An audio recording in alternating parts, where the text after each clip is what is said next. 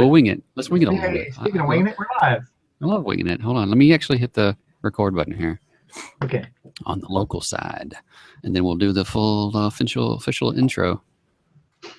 Meanwhile, hello. Hello. Hola. And welcome back to Corona Geek here, where we talk all about app development using cross Corona SDK, cross platform. Let's start that over again. How about that? Let's do that again. Seriousness now. That's right. Welcome back to Corona Geek here, where we talk all about cross-platform app development using Corona SDK. I'm your host, Charles McKeever, and we're having some issues here. We're getting all set up. It's a brand new environment, brand new office space, brand new equipment here, and everything's a little bit different. I usually have two monitors. Now I have just the laptop. The other monitor is on order, or the other monitor is actually at the house. a monitor is on order, and then I got a new mic. So I hope this sounds all right.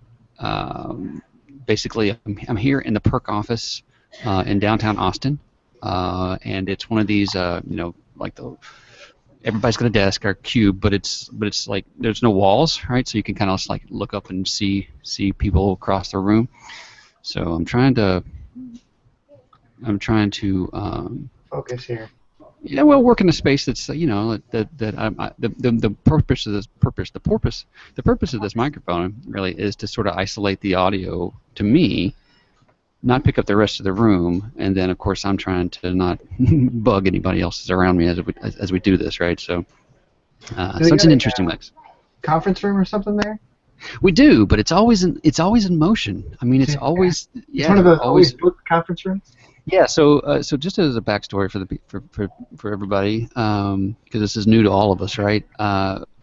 Perk is located in downtown Austin, which is a great place to be. There's lots of stuff happening, and then the building that we're in, we're on the first floor, and we actually have plans to try to get, I think, like 2 more floors, and those will open up eventually. But right now, we're all kind of here, and the team on the Perk side has grown. The team on the Corona side has grown. Of course, I've been added, and there's another person here in the Austin area that's been added.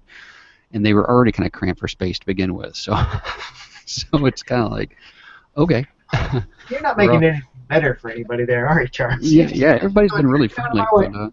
And now I'm going to talk for an hour. And Exactly.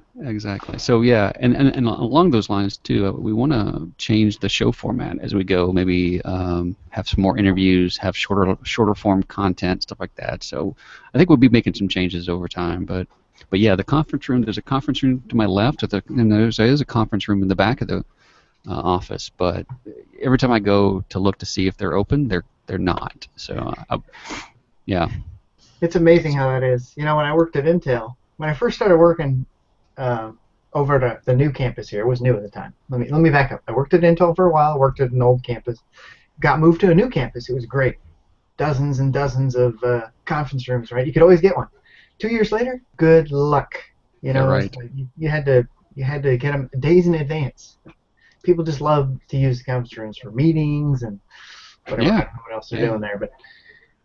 Well, I tell you what, I don't know how the audio is coming through for you guys. I hope it's coming through well. You're clear. Yeah. And then the video, I don't know if it's coming through any better, but one of the advantages of being here in the office was I ran a speed test this morning. It was 50 meg up and 50 meg down. Yeah, that's kind of weird because usually it's always the download is larger than the upload, so it's kind of nice that you have a large upload. Exactly, and at the house I have like 300 meg down, and I don't remember, like maybe 20 meg up or something. I mean, it's a decent connection, but it's a residential connection. It's a residential shared cable connection, so it's not the video quality hasn't been the best. Internet connection anymore. I always used to have a better internet connection than you, but now killing me. Exactly. So that's not So the location isn't the only thing that's changed. So I want to make a couple of announcements here. First of all, I want to say thanks, Brian, for being here. Thanks for joining us from down in Abilene. And thanks, Ed, for joining us from the Portland area. And also joining us is we have a few new people who are joining the Corona team. Chris Byerly, who we know and love, has been part of the community for a long time. He's actually, this is his first day as a full-time Corona employee. So yay! Welcome, Chris. Also, Sergey Lurg has been brought on to do plugins and sample apps and all that kind of stuff. So welcome, Sergey. And then I don't know if you guys ever knew or remember Danny Glover. Danny Glover was one of the core engineers a few years ago, and he's back, and he will be doing plugins as well. So there's going to be lots of great stuff coming, and I was trying to. It's one of the things. One of the reasons why we're late was I was trying to gather up all these materials so that I could share stuff with you guys. But we'll probably just do all that tomorrow night on the Tuesday hangout. But there's a bunch of plugins that are coming down the pipe, and things like that. So. But before I get too far, I want to say also we have a new business development manager who is going to help us expand Corona, and then Brent Sorrentino, who is very active in the forums, has been around the community for a long time. He's now a developer evangelist and has been hired by Corona, and I, of course, myself, I've been hired full time by Corona. So lots of great stuff happening. I mean, just lots of. I'm sorry, developer evangelist. Does that mean he gets to go to a bunch of conferences?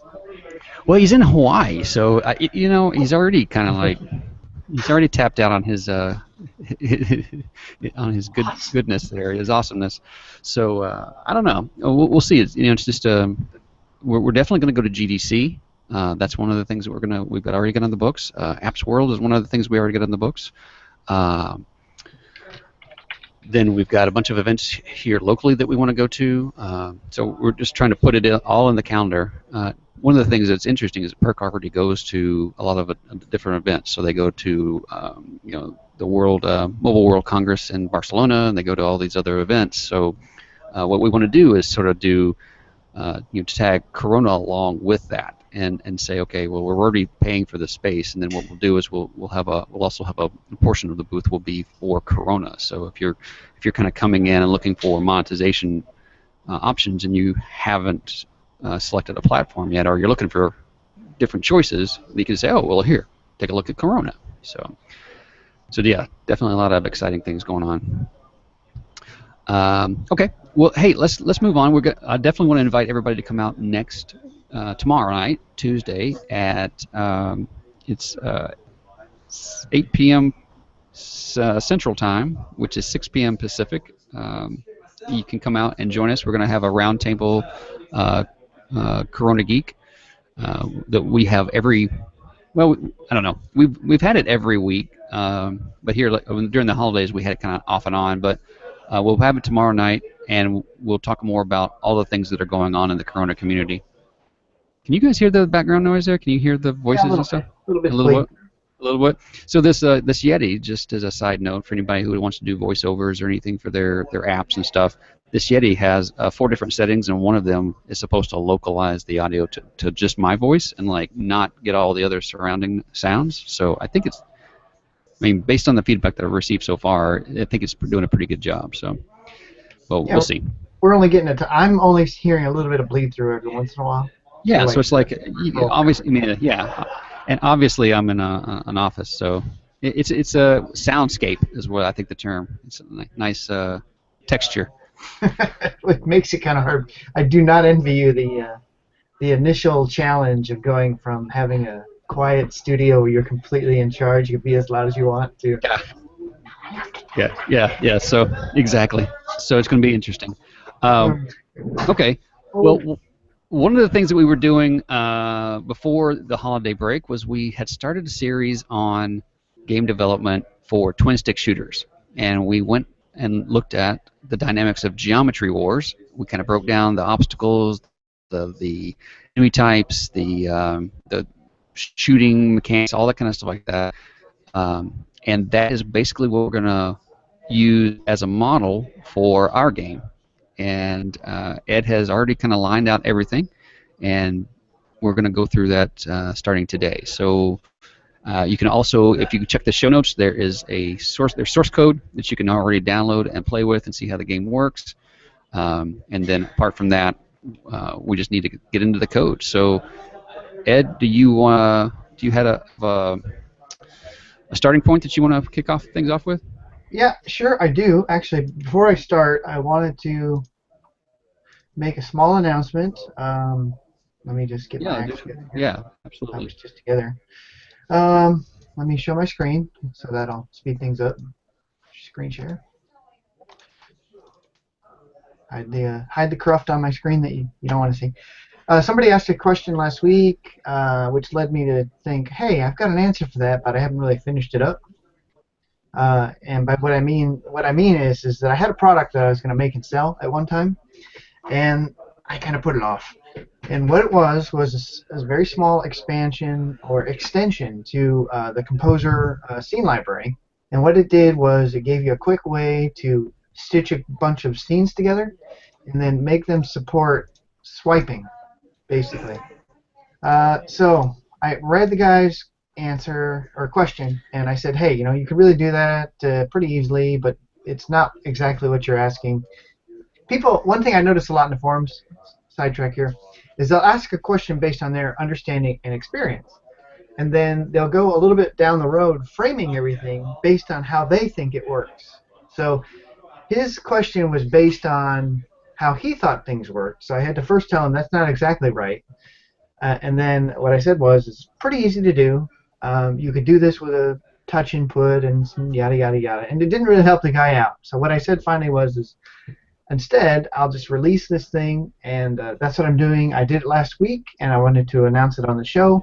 So this is out there for free. It's in my free stuff catalog of junk under the Ask Ed category, which is where I put all my forums answers. And all it is, again, is a very simple extension to the Composer library that gives you two different ways of handling swiping as a navigation technique.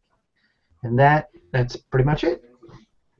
So let me get rid of that and then Excellent. switch over to our game. Now, the other thing I wanted to say is as you, Charles, said, we're going to kind of try to change up the format a little bit here in the sense that we're going to make things smaller and more compartmentalized.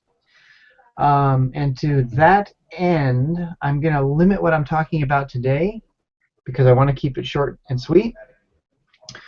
And also because I'm not quite finished with this game. So what I'd like to do is give a quick preview of everything that's in there that's actually working and sort of talk to some of the cool things to give us sort of something to look forward to because there's a lot of little tricks that I put in here that people don't usually think about that can be useful for developing their games shortcuts so they don't have to do things the hard way.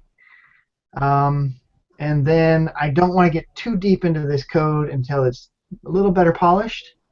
And so I need about a week more before everything's completely working. Having said that, game's completely playable at this point. Works with a controller. Let me bring over my to-do list so people can see what I'm missing. And let me just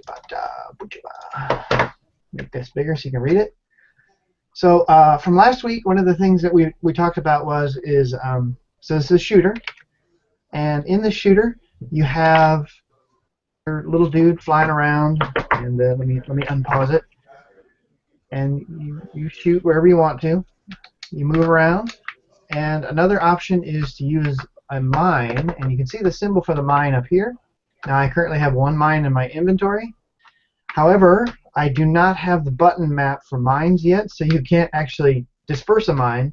But if I had that there, I could destroy all of the enemies on the screen all at once. It's basically a kill-all feature to save yourself when you get into a serious bind. So that's one of the features that's not currently in yet. Another one is the virtual joystick. So currently I'm supporting the twin stick controller. But what I want to do for this is, in the past we've done games where the games were a little bit, not broken, but incomplete in the sense that I left some work for the student to complete, for the listeners to complete. That's a better way to put it.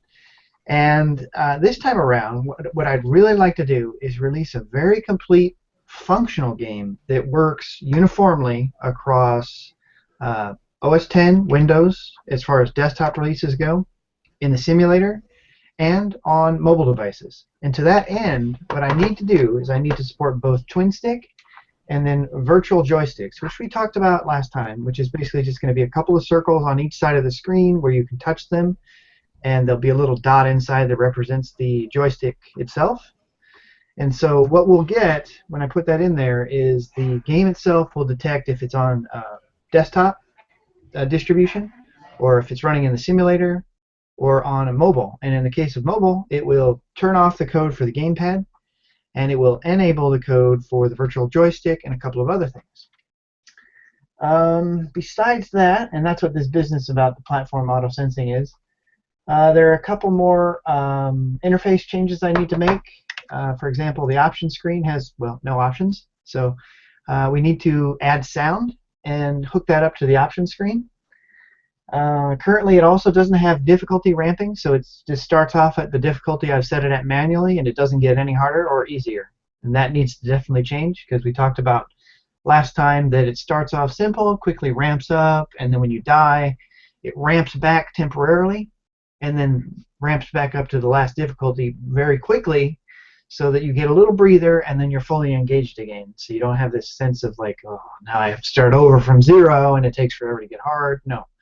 Start easy, get hard quickly, die, get a breather, and then back to where you were. This is one of those frenetic or frantic kind of games. So that's the perfect fit, is just to keep you fully engaged and right up against the wall all the time.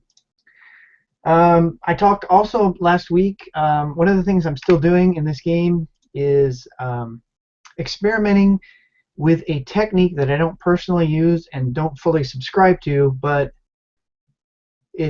I've been saying that you don't need to do it for so long that I need to really go out there and prove that you don't need to do it. And that thing that I believe you don't really need to do is cache display objects. We talked about it last time, but basically the concept is you create an object, you use it, and then when you don't need it anymore, you just put it somewhere off screen. You don't destroy it, and then the next time you need an object of that same type, you look in your cache of unused objects and bring it back on screen and use it again. So you save the creation step. Personally, I think that comes out to be about a wash. So I'll do a little evaluation comparison, which will be, I think people will see that, we'll get to that point, and people are going to see that show and they say, well, Ed, I don't think your evaluation is completely correct. You could have done this. Nonetheless, what I want to do is give people a starting point where they can compare two ways of doing things, and then if they want to correct my approach, by all means they should do so. I'm not saying that I know everything. All I'm saying is in my best estimate, this is one of those things that actually costs you more effort than value, or the value that it returns. So the return on investment is not so good. But maybe I'll be wrong. We'll find out. I'm looking forward to the results of that. Finally, I need to do some balancing analysis, and so what I mean by that is currently this game is completely playable. Now, what I'm going to show you is this is the full-size version. So this is at a very basic difficulty level with a maximum number of enemies on the screen of 10. And for the purpose of this demonstration, I've set the earning a new life to, you get a new life every 1,000 points. So if we just play this for a minute more here. So when I go above 4,000 here just momentarily, I'm going to get a new ship, which you saw at the top, and then every 1,500 points I get a new mine. Now, one of the things that I want to do is examine how the size of the board, that is the size of this layout, the speed, the movement, the density of players, where they spawn, all these things can affect the difficulty of the game, and these all go towards the topic that we call balancing. So you can have a good game, but to have a great game, you have to balance it such that it is appropriately difficult at the right time and engaging all of the time. So one of the things that I really loved about the original game is they did a wonderful job of balancing the way enemies respond, where they respond, how many respond, details about how your weapons worked and got better over time or worse. And I think that it's worthwhile for us to spend maybe an episode in a future one for me just to talk about my examination of our game and things we could do to balance it or make it better. And that is pretty much it. I've got some optional things here. Currently we've got two enemy types. We've got the what is this guy called? The pinwheel, and we've got the diamond. And I think maybe one more enemy would be cool. I'm thinking either doing the snake, or I had originally said we would do the Pac-Man, which is the object that's very similar to your ship. And I haven't quite decided yet which one to do. And another big thing that I think might be good for us to do is to learn how to pause the game. So one thing you see a lot of, this question you see a lot in the forums is, how do I pause my game? Which in concept seems simple, but in practice is very difficult, because you can have a lot of different kinds of processes going on in the game. Timers, you can have physics, etc., and all of these have different concepts of what it means to pause. And so you may be able to simply pause the physics, but if you've got an outstanding timer, you need to find a way to get that timer to both stop where it's at and then start up again in such a way that you don't cause issues with your game's logic. So I think, assuming that everything else goes well, we will talk about pausing in the future. So enough of the stuff that we're going to talk about. Let me just show off some of the cool things that are in here. Now, after today's show, people will be able to download this, and I encourage you to dig in right away. It's not going to be beautiful, but at the same time, it's highly functional. Let me get this expanded a little bit. Let's make this bigger so we can see this. There we go. Unfortunately, I don't have a good resolution that fits the screen. So let me restart this and talk about what you're seeing here. Besides the meters, which I've got on right now, one of the things I'm going to show people how to do is this fly-in effect. Some various effects that you can have for your interfaces. Nice timings. You saw how the bottom menus flew in at the end. You had a little bit of twirling going on here. And then one of the things that they did in the original game was the interfaces came in, and about 30 seconds later, they started to do some of the special effects that were associated with the game. So you got these little explosions, and we don't have the grid here, but little grid things, and just little eye candy to keep you entertained, even when you're just sitting there at the menu. Another thing that is very new for this game is, because we're going to be doing desktop and mobile, one of the things you can do with a controller game is you can control the menus. So you've got these menus: play, options, and quit, or buttons, I should say. And I'm not touching the screen. I'm not using my mouse. This motion you're seeing is a response to my gamepad input. And so what I've done is I've taken, let me back up a little bit. In a previous episode of Corona, we had a talk about object-oriented programming, and I said, well, I'm not a big fan of object-oriented Lua and Corona, except for in certain circumstances. And one of those circumstances is creating a button class. So it was an appropriate method or solution for creating a button class. And we did, at that time, create a button class. We created a push button class and a toggle button class using the log30 object-oriented programming Lua library. It's like this little tiny snippet of code that makes it easy to write OOP or classes in Lua. And so we've been using that in these games for a while now for our buttons. And I realized that this was the perfect situation for us to take and extend the push button class to create a new subclass of push button that is gamepad aware and can understand the concept of next button, as in the next button from the play button is the options button, but the previous button from options is play, and then have it listen for key events also. So this is, we'll take a day or a hangout in the future to just talk about extending that for people who are OOP interested and think that's a good idea. And in this case, it is. It is a good idea. Let's see. Let's get in there and play a little bit. So like I said, you get a new life at every 1,000 points currently. So I just got a new life, and I should get one here again shortly. And as you can see, let me pause here. So the trick here is that I want to go into in a future show is this HUD is actually just one graphic. So what I ended up doing was using a very simple technique called wrapping, texture wrapping. And so as you get more lives, you can't really tell this, but what I've done is simply take what was a square object and X scaled it. So it was scaled 1 horizontally, and then when I got 2, I scaled it twice, and I have it anchored to the center, so it's basically extending to the left. And every time it extends by 1 scale, so 1, 2, 3, it's got texture wrapping enabled for that object, and so it automatically displays the next image that is part of the, it wraps the image. All we have is a little image of this ship, and so it's a very straightforward technique with just a few pieces of additional knowledge you have to have, or things you have to consider. So we'll talk about that technique. The same thing is used here on the mine HUD. It just extends in the other direction. Another thing you'll see here, let me go ahead and resume the game, is if you look at the score counter, you'll see that it's rolling up. It doesn't just switch right up to the next score. So when I hit an enemy, I get, for example, let's let these guys come in here. I get, I think it's 250 points for each diamond,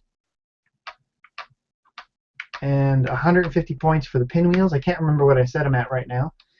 And what happens here is the score counter is very much like the ones we've written before, where it's listening for a score increment event. But instead of just setting itself immediately to the new score value, it uses a transition combined with some other code to roll that score up. So it gives it that nice visual effect like we're used to seeing in arcade games, where the more you play, you got this rolling score. You never quite know what your score is, but you know it's going up really fast. Let's see what else. Oh yeah, so another thing you're going to be seeing here in the background is last week we talked about spawning. And I initially said that I was going to use what I call quad spawning, or I used some terminology like that. And the essence of that is that enemies would spawn in the corner or the quadrant that you were not in. So currently, I tried that out, and I found that it did not work. In fact, let me scale this down so you can really see what's going on here. Spawn grid true. Let's see, grid size. Let's make it 15 so it's small enough to fit on the screen. Let's reboot, restart this puppy. Let's go ahead and go into main and go directly into the play GUI. Sorry. So, all right. So we're in there. Now we're on. I've basically shrunk down the. And let's make this one enemy because I'm clearly unable to talk and play at the same time. Maximum enemies 1. All right. Now I can keep up. I can talk.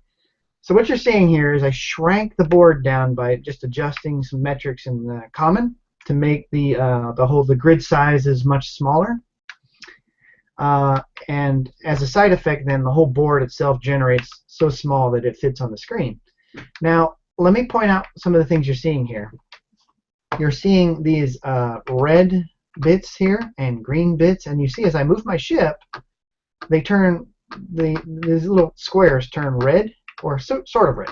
And then every once in a while you'll see one, let me do it again here, you'll see one turn yellow. Now a yellow one indicates that has been selected as the grid where the spawn is about to occur. So there's an algorithm in the background that's saying, do I need to spawn a new enemy? Oh no, there's a maximum limit of 1 on the screen. There's already 1 on the screen. I don't need to spawn. But as soon as I destroy this guy, then it says, nope, not enough enemies. Got to go spawn another one. And it says, okay, well, how do I do that?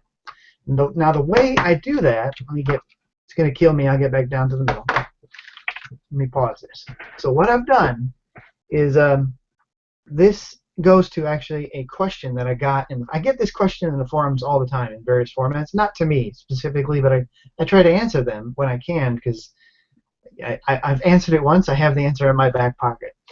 And the answer is the easiest way to detect where an object is to use sensors. So what I've done is I've created little grids, a grid, 1, 2, 3, 4 across and 4 down, of just rectangular objects, which I'm currently filling with green, red, or yellow at about 50% alpha. And then I attach a physics body to each of these, and I make them static so that gravity won't pull them down, they don't get pushed around.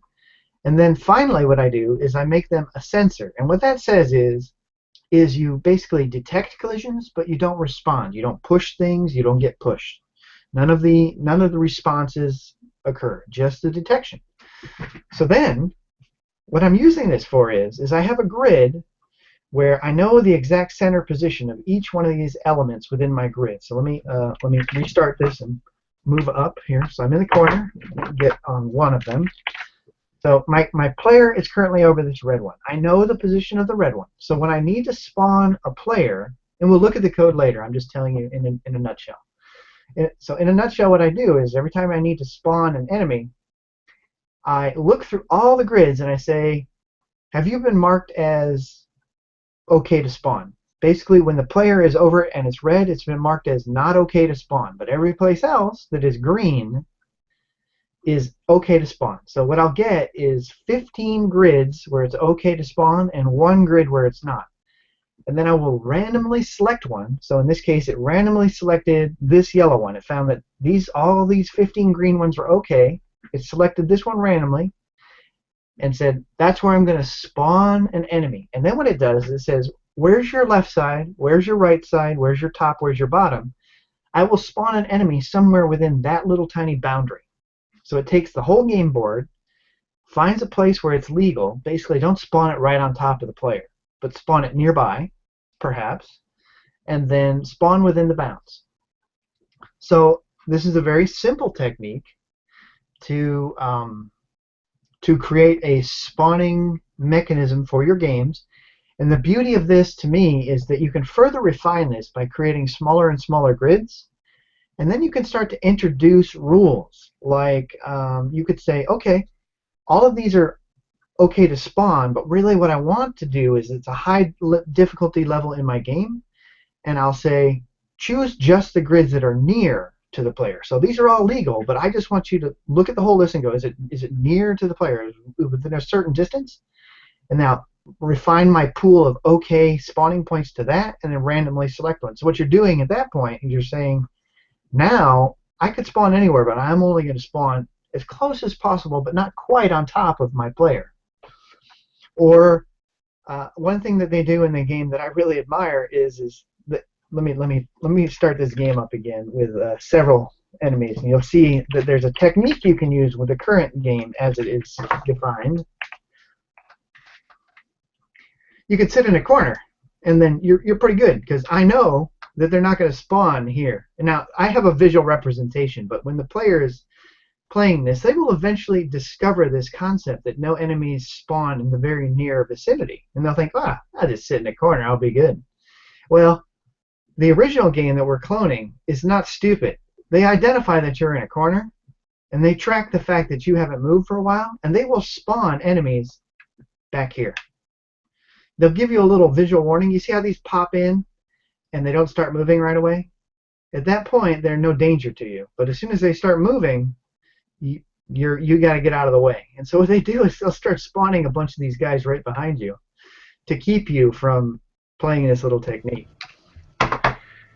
Almost penalize you for... So we've talked an overview, and I got a chance to sort of talk about some of the cool things that are coming up. Why don't we talk now specifically about a topic that we can package up as a topic for today's learning. And actually, before I go on to that, I do want to give you, Charles, the opportunity to sort of select where we're going here. Now, what I want to talk about today is reusing code. So it's kind of a pseudo-boring topic, but I really need to talk about it first to get people on board with how this game is developed. But before I do that, there's one other option. If we want to stop at this point, and I know this is kind of weird. This is kind of weird because I'm used to talking just through, and then you've got sort of like the job at the end of the day to go, how do I cut that up? But now that we're really thinking about cutting this up, if you want to stop on the topic, the game development today entirely, we could talk about another standalone topic called shuffle bags, which I made as sort of like a just-in-case emergency topic for last time.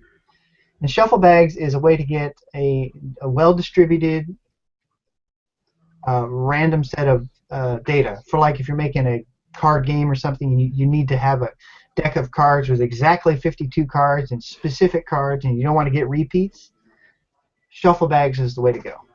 So, do you want to stop talking about the game, or do you want me to go ahead and just start the reusing code segment, which is sort of a dry starter for this one? Okay, can you hear me all right here? I can hear you. I can't see it too well, but I can hear you. Yeah, I don't know. Something's running crazy in the background here. So, well, what do we have beyond this sort of overview piece? I mean, if we go into the next piece, what's ahead of us for this So game? what this next part is the very starting point that I'd like to talk about is how I've taken some of the code from the last game, and then I want to encourage Hmm. people to use some code out of SSK, and I'm going to show it to them and give them an understanding of why we're using that code. So usually I don't use SSK, but there are some parts of that library I just can't live without, and I really want to encourage people to use them. They won't interfere with normal development. They'll only help you. Okay, and so my next question would be, can we fit that in the next 20 minutes, or is that something we should Yeah, we just, could certainly fit that. That would be shift a shift? perfect fit for the next 20 minutes. Okay. Well, then let's do that because I think at this point people want to see code. We've kind of got an overview of the game All and some right. of the intricacies. So let's see some code.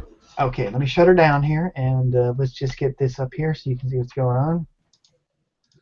Shuffle bag be gone. And let's go ahead and bring up the whole thing here. So, first of all, Geometry Wars Clone has a docs folder and an app folder. Within the app folder will be a game folder. Yes, ignore the fact that there's a copy. I do that when I'm working. And it has the same structure as it always has. Now this is the way I've been operating for a while. What I do is I start off with our last game. I basically copy it over into a new directory. I cut out all the bits that I know I'm not going to use. I comment out the bits that I don't want to run initially, and then I start coding. So this time around, it's going to have the same folders as previously. It's going to have scripts, a sounds folder. It'll be temporarily containing the SSK folder. However, the topic that I want to talk about today is I've been flip-flopping a little bit about should we use SSK, should we not use SSK. Last time we did a game, I said we're not going to use it. I'm going to try to keep this as pure as possible. So when I say pure, what I mean is it doesn't have any of the advanced features that come from SSK. So I use just Corona function calls like display new rect, native new text. I don't use any of the fancy ones out of my library because I don't want people to say, no, I don't understand. Where's the documentation on that? I don't understand. I don't see that in the code, or I don't find that on the website. But when I do that, one of the frustrations for me is that there are things that I put into SSK that just make my life so much easier that I'm always on the fence. I'm like, okay, how do I get that in there? Last time around, I put some of that stuff in common. So common is our sort of like dumping ground for things that we want to be both globally visible and generally available throughout the game. This time around, I said, that's it. I'm just not going to do that again. So what I have done is I have reused components of SSK, but just those that do not interfere with traditional programming. And you're going to find those in the SSK core folder. And basically, the only two things that I have added that I will be using throughout the code are my globals, which is both global variables and global functions that I use continuously, and then extensions. And extensions, well, they're both equally important, but I think extensions are the ones that people will really be able to sort of dig into. And what I've done is I've added additional functionality to the display class, to the display library, the IO library, the math library, string, table, and then I borrowed somebody's code to extend transitions to also handle color transitions. So just to stop for a moment, one of the things that you can't normally do with transitions is change the color of an object.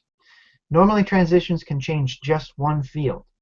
But somebody out there wrote a clever bit of code that allowed you to transition the color of, say, a square from red to green, which is really a cool idea. Having said that, let's take a quick look at, let me bring up the proper, where is it? View, project file tree. Let's take a look at some of the stuff that I am reusing from SSK, the SSK core. I'm going to shut all of this down here, close all. And the editor is not helping me 100%. Let's take a look at the globals first. So in the globals, there are functions and variables. We'll take a look at the variables and the functions. So the variables, let me zoom in here. That's right. Do not modify below, used in framework, experts only. You know, in this case, if people want to modify below, that's fine. But some of the things that I'm adding here, why am I in functions?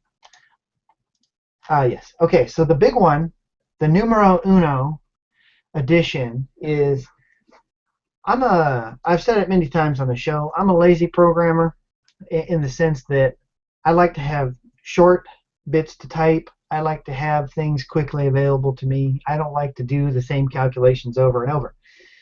One of the things that people have problems a lot with in Corona, especially when they're new, is they get in here and they say, okay, I've developed to a 320 by 480 environment, and then I go and I run my game on some other odd-sized, not exactly the same resolution device, and why isn't my rectangle in the upper left-hand corner like it used to be? Well, that's because you positioned it at 0, 0 instead of the left or the top.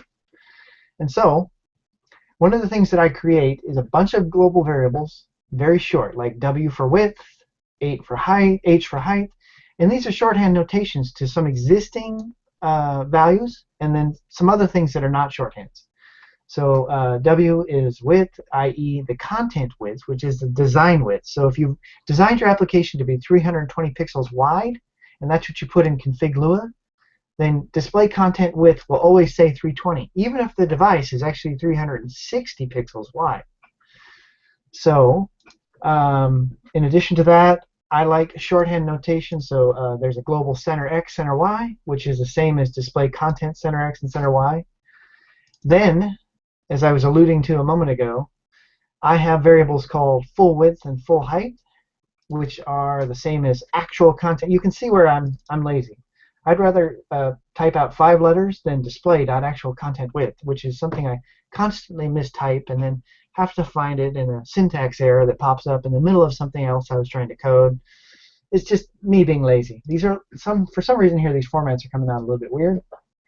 Another one I have is unused width and height. Now these variables are, again, let's say you design your app to be 300 pixels, 320 pixels is your design space, and you use letterbox as your scaling. What can occur is on certain devices you may have some extra pixels on the side, because what it tries to do is keep the aspect ratio of your app perfect and fitting within your device, and it doesn't know what to do with those extra bits. So people say, why do I have black borders on the left and right, or why do I have a black border on the bottom and top? Those are the unused portions of your area that have been sort of ignored because you're in letterbox scaling. You have to account for those on yourself, on your own. And so I do account for those. If unused width or unused height is non-zero, that means you're in a situation where you've got some extra space to fill. You got to do something with it. And you can choose to do something or not do something. But you'll know I've got 30 pixels extra to fill if unused width is 30. Device width and height, I don't use those too much, so these are sort of legacy from my own library. The big ones I use are left, top, right, and bottom. These are guaranteed to always contain the very leftmost, rightmost, topmost, and bottommost pixel positions, regardless of scaling, regardless of the device that you're running on. There should be very few situations where these do not report the exact pixel that if you want to abut a object to the upper left corner, then you can just get left and top, and you'll know that that is the pixel position for that corner, and then you need to do the appropriate, create the appropriate object with the correct anchor points to get it there. Another thing this does, just for vague, so people look at this and go, well, didn't you just make these above? Yes, I did. Interestingly, when we got into desktop development, I ran into some very interesting issues, and these probably existed and I just never noticed them, but things like negative zeros or weird oddities like that. So as I was doing my initial calculations, I was making a mistake wherein I was producing numeric values that were technically 0 but came out as having a negative sign. So this business below here is just me cleaning that up to make sure that I don't have any weird less than 0 or is this number negative kind of comparisons when actually I have a 0. Orientation And is like, I'm going to chime in here and just let everybody know that these are typical for most programmers. If you're going to be serious about mobile application development, you're going to get used to using these kinds of abbreviations. So what Ed's showing here, use it. This just makes your life easier. yeah, people say, oh, globals are evil. Globals are evil only if you don't use them carefully. Right. And I've come to the point where Using when them I forget to put appropriately these in, makes your life better. just be consistent. That's all. Yes. Don't use left somewhere else in your code unless you really know what you're doing. Don't have a function where you go left equals and then you're like, well, there goes my left. I just messed up. Just keep that in mind. So I'm going to rush through the rest of these because they're not very exciting. The key ones here on the globals were basically the left, right, top, bottom, center, width, and height. We're going to be using those all over the place. So when you see those are non-standard. They're not Corona exactly. They're just my shorthand notation. Some of the other useful ones in here are I have little globals for everything. Are you on the simulator, iOS, Android? Are you on a Windows phone, OS 10, Windows, a Nook, Amazon, Android? The more of these I discover, the more I put in because there's all kinds of special environmental checks that you can do. I mean, this is pretty much most of them. There's a couple that are missing here that I have recently added to my personal library that need to go in here too. What device specifically are you on? iPad, iPhone 4, 5S, 6 Plus. I need to expand this for the iPad Pro. And then another thing I do a lot is I'm super, super lazy when it comes to colors. Like when I'm doing prototyping, I make my things red, green, blue, yellow, orange, just so I can distinguish them quickly so I know, oh, the red one, that's the one I'm working on now. Or make this one orange because I need to do some debugging. And where's the orange one? There it is. So I got color codes for everything, and I got them in shorthand. And the way I do them is, for example, underbar black underbar. So I make sure that these do not conflict with existing names. But then I've got some short names too, which you're going to see me using a whole bunch in the code. T for transparent, W for white, K for black, R for red, G, B. You can pretty much read it here. I don't need to spell it out. And that is pretty much it. Now, then there are a bunch of functions, and I won't go through all of them. But Ed, would you mind mentioning, if you jump back just a second, sure. Why you're using the color name table? Color name table. Yeah, so what I've got is I've got color names and all colors, and what I've got is some global variables out there. So for example, sometimes I do things where I'm just like putting a bunch of dots on the screen so I have something to mark the space. And I don't want them all coming out white. So what I do is I say like display new circle, and then I have a function called random color. And it selects one of the colors out of my color list and chooses that as the color to return. And therefore I have these lookup tables here in the global space so that the function itself can get the appropriate color. Now I could have made some of these things I did them a long time ago and they're not entirely efficient, but as far as cost, memory-wise, and complexity and conflicts with your code, very little likelihood that these things are going to conflict with most people's code, so I just leave them in there. So that's the reason. Let's see. Some of the other things that are in here, one of the big ones is I have a global function that is called isDisplayObject, which is a test to verify whether an object is in fact a display object, which is one of those situations you run into a lot where it's been removed in the Corona space, but the Lua stub is still left over, and you need to check for that.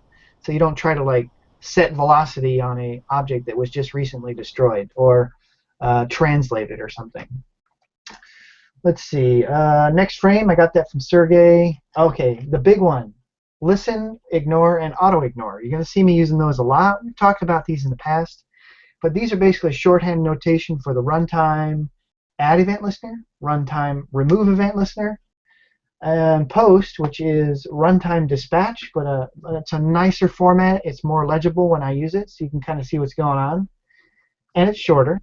And then auto-ignore, which is a big dog edition that I put in there, which is what it is a function that when run, it says, is this object still valid? Oh, it's not? Well, then stop listening for this event and return true, which means that I ignored it. So I put this little statement at the top of like my enter frame listeners, because I have the habit of starting an enter frame listener on a display object and then removing it and never doing a runtime remove event listener. I prefer to just let it clean itself up. So this is sort of one of those lazy programming things where people in the past have said, Ed, you're doing it wrong, it's evil. And I'm like, yeah, but it's so easy and I love it. So I'll just do it this way anyways. So you're going to be seeing me do these things, right or wrong. Hex color, that's a nice one. Let's see.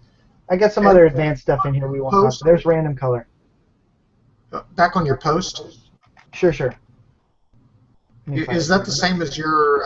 I use your table print R command all the time. Does do the same functionality?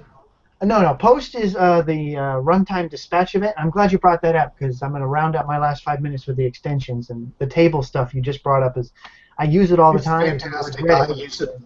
Yeah, I use it all the time. Yeah, no. Post is a shorthand notation for runtime dispatch. And so runtime dispatch, when you want to type it out longhand, it's a lot of typing to get this, just create an event, where I just like to say post and the event name, and I'm done. So again, you see me using these names so that I can keep my typing down to a minimum, and I can remember it. One of the things I always do with runtime is I can never remember when I'm doing it. I don't know what it is, if I'm an idiot or what, but I can never remember if it's capital R or lowercase r. It's one of those It's one of those cases where it sort of like doesn't follow the normal what I'm used to. I'm used to lowercase as the first, and then I remember, oh yeah, runtime. They made it uppercase because it's special. Well, I'm clearly not able to remember this because I always type it wrong when I do it longhand. And if it weren't for these editors that help me out, most of my code would just be like, what's wrong with my code? Oh yeah, I can't type. Okay. All right, extensions, and we'll talk about the big one. So forget about display. Let's go right to table. So some of the big things that I need all the time, I need to randomize tables. So I have a shuffle function. Combining, we can skip those. Another thing I need to do a lot is, a lot of times what you'll see is you'll create a table, it's got some special stuff in it, and you'd really like to have a copy of that table and not modify your existing table because you could break something. So what I do is I make a copy. And I have two functions. I have a shallow copy and a deep copy. Now a shallow copy is get the first level contents, whatever they are, and just make a copy. Deep copy will iterate through the entire table and make an exact copy, if it can, of that table. Now, warning to people if they try to use deep copy, if you have a table that refers to itself and in a sense creates a loop, deep copy will crash because it'll just keep going back into the table. And for example, let's say you have a table where it has an entry and that entry points back to the table itself. That's what's the word for it? A reentrant table. And so deep copy would fail because it would just keep going in a loop until it filled all of memory and crashed. Okay, so the big ones. Forget about the deep strip copy and shallow copy. Those aren't really important. Table save. I use these. I know that Rob has produced these and had a forum post on them. No offense, Rob. I like mine better because they're shorter, and I'm just used to using them. But basically, Rob's and mine are the same functionality. What they are is save is JSON encoding a table, putting it in a file. And then load is the reverse, loading it from a file, JSON decoding it, and producing a table. But I like load and save, it's just simpler. Let me just parse down here real fast, quick. These don't have my new ones. Okay, I'm coming out with a new set of load and saves. I just wanted to mention this. For desktop, I've got a whole new series of extensions that are coming out in a few. This is sort of like a broadcast announcement here in the middle. But in the future, look forward to some new heavy-duty things like locating the documents folder on your OS and finding the desktop and being able to save and restore files from those non-traditional locations instead of just the documents and resource directory.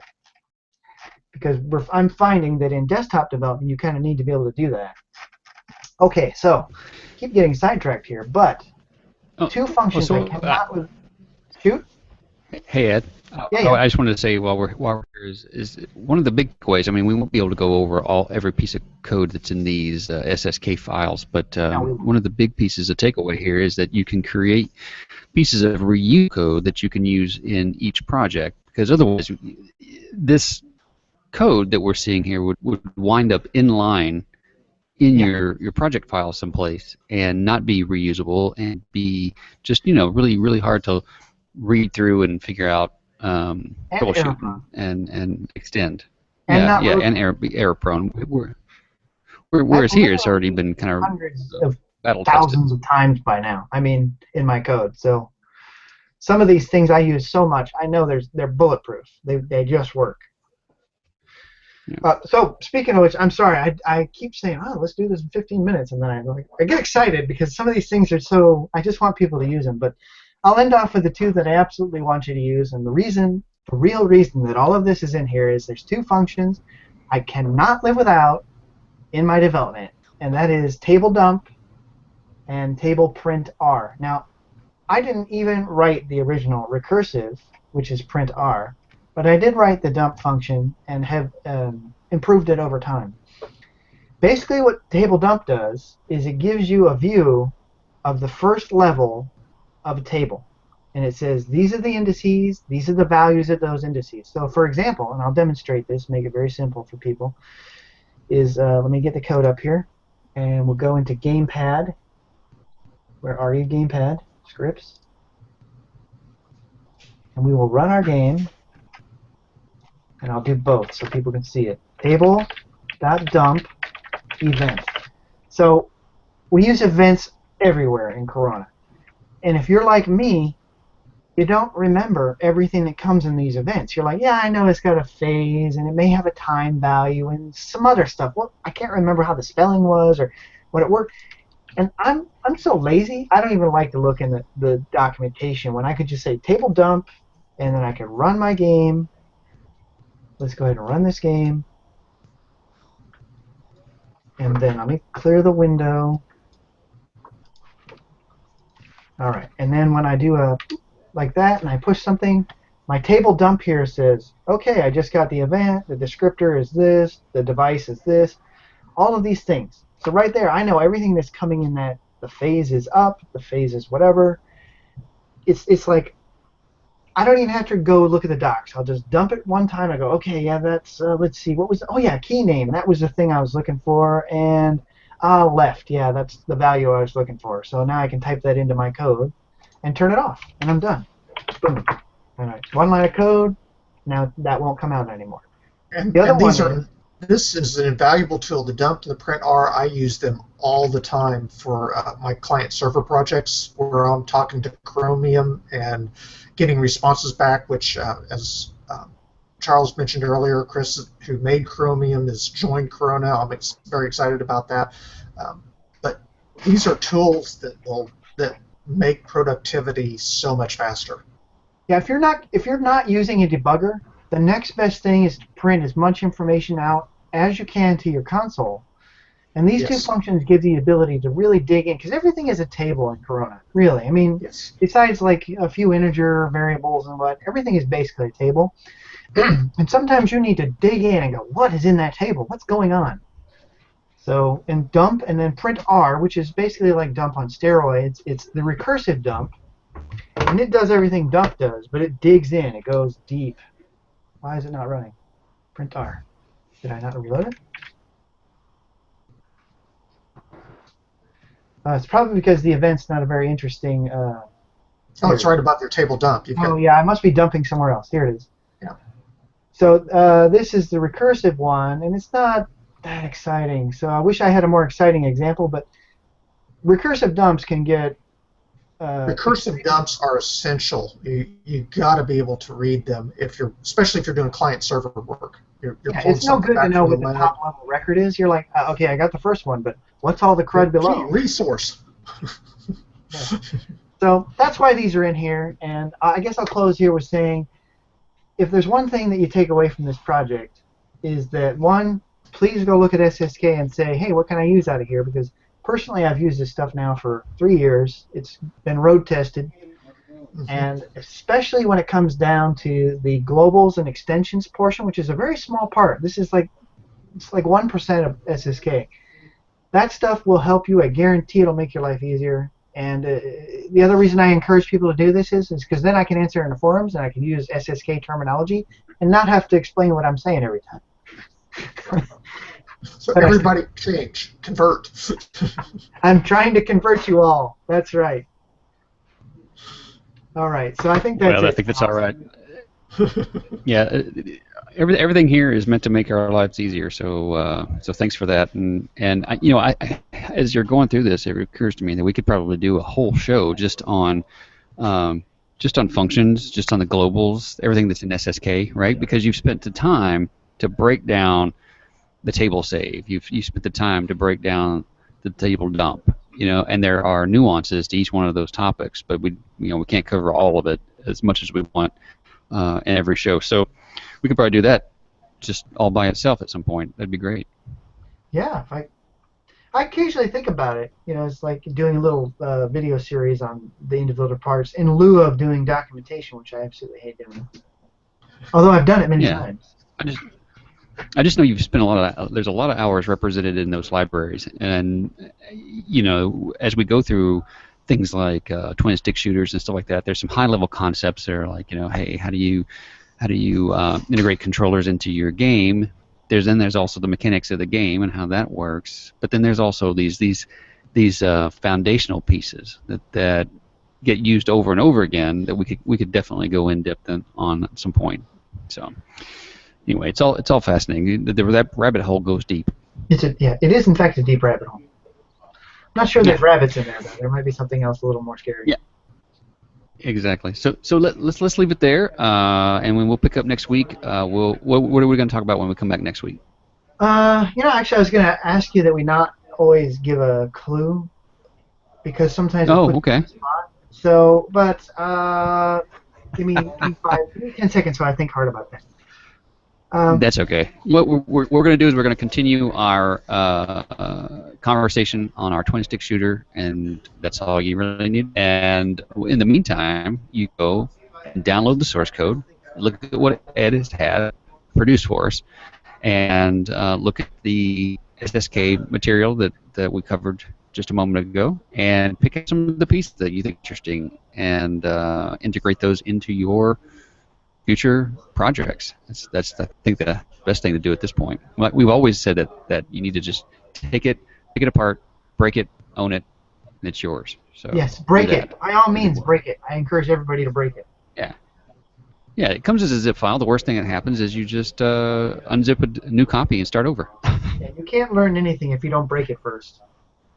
That's what I think. Yeah, exactly. Yeah, you can watch this. You can watch this, read the documentation, you can take all of the training courses you want, but it really doesn't become your own. You write the code, break the code, fix the code. Yes. I'm sorry. Exactly. So, all right. Well, thanks for being guys. What? Oh, I'm going to wrap. Thanks for being here today. We're going to be tomorrow night at 8 p.m. time, 6 p.m. Pacific. Come and join us. We're going to talk all about what's going on in the community. I have a long list of stuff that we can discuss, and it's all really, really good stuff. So here, you can find details over on the Corona Geek page. And until next week, have a great week and happy coding. Cheers.